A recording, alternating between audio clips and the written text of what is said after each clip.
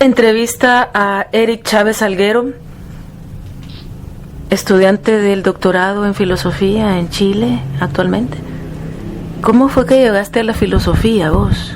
Porque vos estudiaste la licenciatura en filosofía y ahora estás estudiando el doctorado. Bueno, eso fue por cuando yo estudié el bachillerato, el antiguo bachillerato antes que se hiciera la reforma del 97. Okay. Entonces en ese bachillerato yo estudié filosofía el primer y segundo año.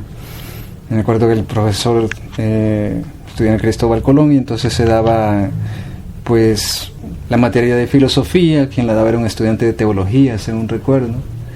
Y pues eso fue como me fue entusiasmando. De hecho casi fue la única materia que no dejé, porque dejé muchas materias en Cristóbal. Pero creo que por ahí fue como me surgió el interés. Ya luego llegué a la universidad, no tomé esa carrera en un primer momento, pero luego me decidí, ¿verdad? Y entonces tomé... ¿Por qué? Creo que tiene que ver ya con estas grandes decisiones que uno toma precisamente de joven, que pues abren todo un camino, ¿verdad? Yo estudiaba administración de empresas y fue así, fue una cosa de... Estaba afuera tomándome un café y dije, no estoy haciendo nada, y me fui a cambiar de carrera. Pero entonces, también otra cosa que me llama la atención es la poesía en tu vida, que sí, también escribís, ¿verdad? Sí, también surge en este tiempo, inicios del bachillerato, o sea, finales de bachillerato más bien, y principios de la universidad. Y los profesores sí, efectivamente en estas edades marcan. Yo tuve una profesora, la profesora Marta Alicia Rosales, en el Cristóbal Colón, que nos daba literatura. Y ella me motivó bastante porque yo con una gran timidez le enseñaba unas primeras cosas que había, aquello no era poesía, era, no sé, pensamientos que yo dejaba ir. Y ella me motivó a que leyera y que siguiera escribiendo. Cuando llegué a la universidad, en el año principio del 98, vi un rótulo que había que se ofrecía un taller de poesía. Y lo daba el taller lo dio el doctor Luis Melgar Brizuela, con otros profesores. Recuerdo ese taller se llenó la primera vez. Sí, claro. Y ahí conocí a dos personas que con el tiempo se convirtieron en mis grandes amigos, que también son escritores, Carlos Clará y Danilo Villalta. Ellos escucharon, porque todos leíamos en el taller nuestros textos, y escucharon, les gustó lo que yo estaba escribiendo y me preguntaron si quería formar parte de un taller aparte. Y este taller fue el taller literario El Cuervo, que fue un taller que estuvo vigente en ese periodo, en finales de los 90, todavía a principios de los 2000. Ahí estuvo, Carlos Clará, Danilo Villalta, Osvaldo Hernández, William Alfaro. Bueno, nosotros éramos El Cuervo y a partir de entonces el taller del doctor Luis Melgar pues duró un tiempo. Y nos reuníamos con la gente del taller literario El Cuervo y teníamos las lecturas en la Luna, siempre el último miércoles de cada mes, por la tarde-noche.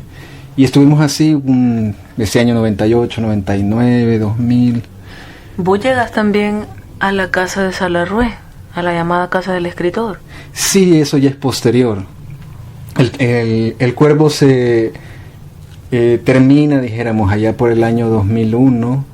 Yo paso un periodo breve en el taller literario La Fragua con Rafael Mendoza, con Mauricio Vallejo Márquez, principalmente. Pero aquello duró poco tiempo. Estaba Maite Gómez también, Lía Ayala. Y luego yo me quedo en el aire. Una de las características que tenía el taller de la Casa del Escritor, que lo coordinaba Rafael Mengíbar Ochoa, era eso, que éramos piezas sueltas, dijéramos, de que veníamos rebotando de otros talleres. Entonces yo llego ahí el año 2005. Yo estuve en la Casa del Escritor realmente un periodo más o menos breve, 2005-2006, y otra vez me quedé así como... ¿Por qué? ¿Qué pasó? Yo creo que tiene que ver con los procesos, porque al final la escritura de la poesía, el ejercicio, el oficio de escribir poesía, es un proceso muy personal al final, es muy solitario. ¿Y tenés algún escritor favorito, algún poeta favorito? Sí, bueno, diríamos tengo algunos preferidos, ¿verdad? De nacionales, otros internacionales. Bueno, de los nacionales que te puedo decir, René Rodas, por ejemplo.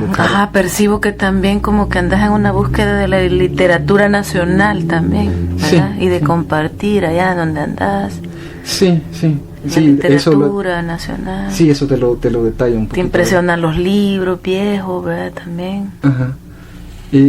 Sí, más el interés como por esta parte más explorativa de lo nacional es ya más recientemente, pero aunque siempre lo he tenido en cuestiones puntuales, para un caso, y que este es un escritor que de mis preferidos, digamos, y que yo creo que fue como muy importante para nuestra generación, los poetas de los 90s, Rolando Costa, con el poemario Helechos. No sé quién me comunicó a mí, pero porque fue de estas cosas que se pasaban así dentro de la gente de tu generación, ¿verdad? Se comentaban y hay un poemario ahí en la DPI, de un libro que está perdido por ahí, que de los 70 está. Y yo un día fui a la DPI a preguntar por el libro Helechos de Rolando Acosta, y efectivamente este libro era de la editorial Nueva Palabra, que esta colección Nueva Palabra, la DPI lo sacó a principios de los años 70. Ahí estuvieron... ¿Y cómo lo conseguiste? ¿Lo compraste? Lo compré en la DPI. Estaba ahí y nadie lo compraba. En las bodegas y nadie lo compraba. No te creo. En ese entonces todavía estaba el colón, estoy hablando del año 99, 2000, valían un colón cada libro. Si yo, porque no tenía más, compré como 7. Y varios de esos los regalé a amigos, etcétera. Yo me quedé con compraste. Bueno. Entonces ese poemario, bueno, con el tiempo se agotó. Pero no tenía las ilustraciones. Sí, es que esa era la primera publicación que se hace del libro Helechos, que corresponde a esa colección. Esa valía $1. Sí, un colón. Un colón, ajá. Después subió un poquito más, a 5 colones, pero pues no era nada, pues. La colección Nueva Palabra son unos libros que se publicaron en los años 70. Fue bien importante, habían escritores que publicaron ahí, fue Ovidio Villafuerte, Rafael Mendoza, con el mismo Rolando Costa, ¿no? Ahorita se me escapan los demás, Ricardo Castro Rivas también. Y bueno, estos libros se publicaron en esos años, y también tiene que ver mucho con la propuesta poética que se hacía en esta colección, y luego la historia de nuestro país. O sea, a partir del año 75, pues la cuestión política se recrudece. Yo me imagino que eso tuvo que ver con el hecho de que estas lecturas quedaron ahí, ¿verdad? Y es una especulación mía. Y bueno, así como es que descubrí ese poemario. Entonces, ¿y no lo conoces al poeta vos? Sí, lo conocí, primera vez lo conocí en el año 2001 más o menos. Luego, porque esa primera publicación, que es del año 71, con los dibujos de Armando Solís, luego se hace una publicación de los helechos completos, porque eso, por los dibujos, no pudo ser integrados todos los poemas. Entonces, lo que tengo entendido es que a través de la editorial Venado Blanco se hace una nueva publicación en el año 2009, 2010 más o menos. Sí, yo transcribí las helechos. Ajá. Entonces son los helechos completos. Ahí hay poemas que no estaban en la publicación del año 71. Y sí, es como meterse en un viaje, ver en un viaje que te sacude y que ya no podés estar dando paja. Claro. Sí, yo creo que Rolando Costa es un poeta así con todo un concepto estético ya muy depurado, y tiene esta cuestión que hoy después para mí es un tema de interés, ¿verdad? Esta cuestión del claro oscuro. Hay mucho claro oscuro dentro de la poesía, dentro de los helechos. Las imágenes, hay como mucha opacidad, esta opacidad y el mismo ritmo que tiene, que hay cosas que se sugieren. O sea, es una palabra como revestida de silencio, y eso mismo es lo que decía Quijadurías, que Rolando Costa comprendió muy bien la apuesta que el poeta francés Rimbaud tuvo de esta cuestión del silencio, ¿verdad? Y bueno, también has estado aquí en El Salvador un tiempo ya pronto vas a regresar a Chile, sí. Pero estás organizando también un simposio muy importante llamado El Logos Oscuro, Heidegger y la poesía. Se trata de un coloquio en torno al pensamiento de Martin Heidegger. Martin Heidegger fue un filósofo alemán de principios del siglo XX. Él es mayoritariamente conocido, dijéramos, aquí en el país por no es la primera obra, pero es como la obra de su primera etapa, es una obra muy importante que se llama Ser y Tiempo, publicada en el año 27. Entonces a Heidegger normalmente se le ubica dentro de los filósofos existencialistas, realmente no es un filósofo existencialista, pero sí la propuesta que hacen en ese libro es como hacer un análisis de la existencia humana, o sea, cómo somos acá los humanos, pero tomando en cuenta la parte, pues los afectos y todo, siempre en torno a esa pregunta que ha estado siempre dentro de la filosofía, que es la pregunta por el ser, ¿verdad? Que es una pregunta que viene a partir de los griegos. Entonces, ¿cómo es la existencia humana en el siglo XX, en esta época moderna, de cara a ese ser, ¿verdad? Entonces, lo que encuentra Heidegger es que hay un olvido del ser. Luego Heidegger se da cuenta de que hay ciertos problemas en esa pregunta por el ser, problemas de tipo teórico, y él empieza a hacer todo un recorrido, dijéramos, a través del lenguaje. Entonces encuentra que el lenguaje está muy impregnado, dijéramos, del modo como se ha venido haciendo la filosofía desde Aristóteles hacia acá, en la que hay una torsión hacia las cosas concretas, lo que él le llama el ente, y hay un olvido del ser. Entonces, ¿cómo se puede preguntar por el ser si el ser se ha olvidado? Entonces, ¿cómo logramos olvidarnos del ser si estamos aquí? ¿Nos olvidamos cómo?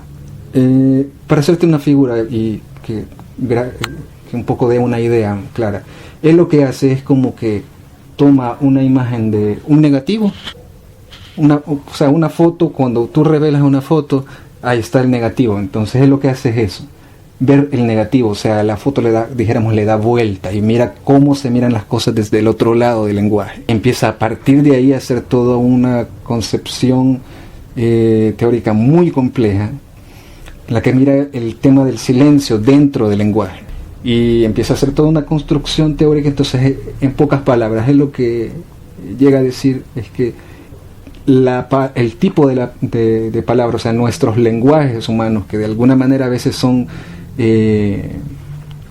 limitados para tratar de comprender algunas ideas, algunas concepciones, encuentra que el tipo de palabra que más se acerca a esa búsqueda del ser es la poesía, es la palabra poética.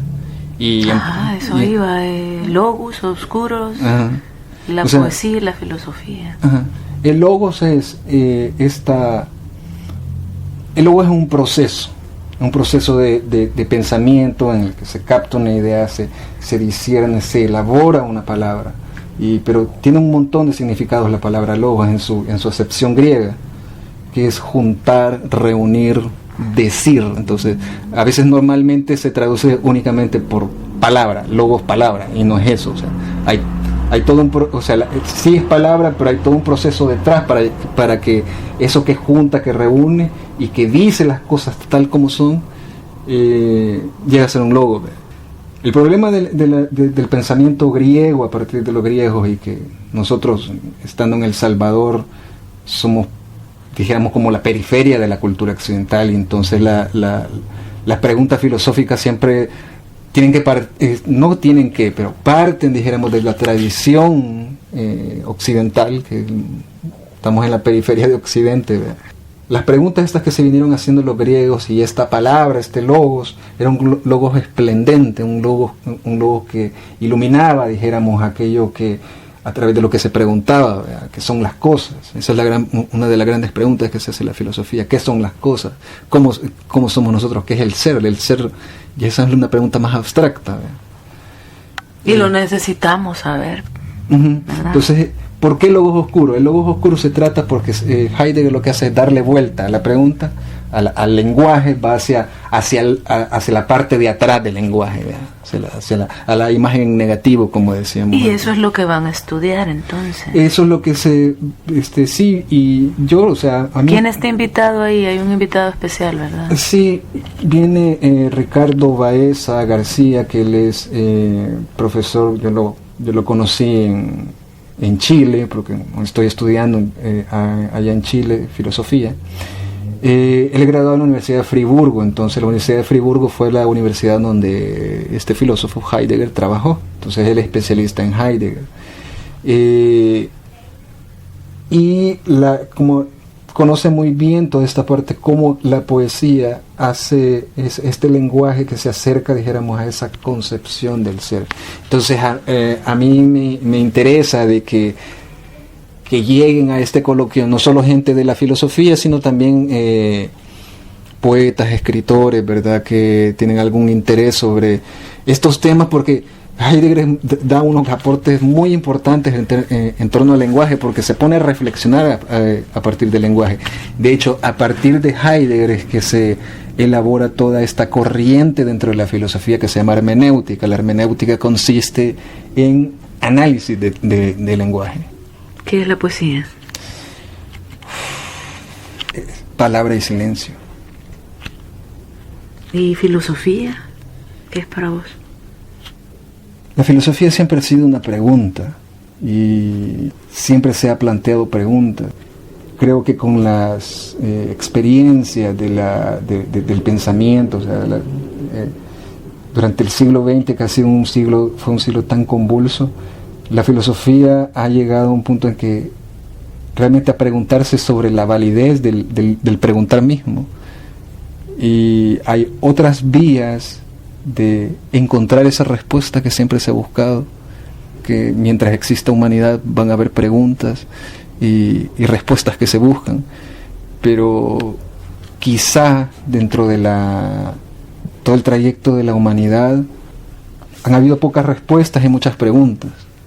Entonces, me parece que el aporte como de Heidegger, María Zambrano, que es otra pensadora, es que han buscado otras rutas a través de las cuales encontrar esas respuestas, y probablemente el hacer un análisis del lenguaje, análisis de la poesía, que es lo que tiene que decir la palabra poética, además de ser una forma de ir al fondo del lenguaje, no solo quedarse en la forma. Poesía muchas veces se queda en esta parte, en el aspecto estético de la forma. Hay que ir al fondo. ¿Y qué es lo que nos está diciendo la palabra poética? ¿Qué nos puede decir? Y entonces para mí la filosofía siempre va a seguir siendo una pregunta, pero hay que buscar, creo yo, otras rutas a través de las cuales encontrar esas respuestas que hemos tenido menos. Sí, se puede saber o imaginar quién es Eric. Un buscador.